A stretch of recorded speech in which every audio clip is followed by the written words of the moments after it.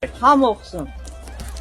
Azərbaycan, Azərbaycan, ey qəhrəman evlad, şanlı vətəni, səndən ötürü can verməyə cümlə qadiriz, səndən ötürü qan döyməyə cümlə hazırız.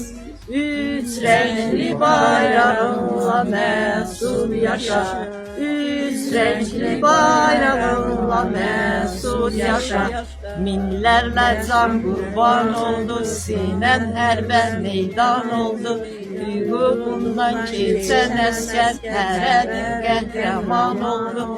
Sən olasan Gülüstan, sənə hər an can qurban.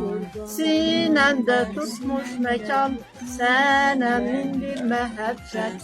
Namusunu hiss etməyə, bayrağını yüksəltməyə, namusunu hiss etməyə, bayrağını yüksəltməyə. Cümlə gənclər müştaqdır, şanlı vətən, şanlı vətən. Azərbaycan, Azərbaycan, Azərbaycan. Allah rəhmət eylesin.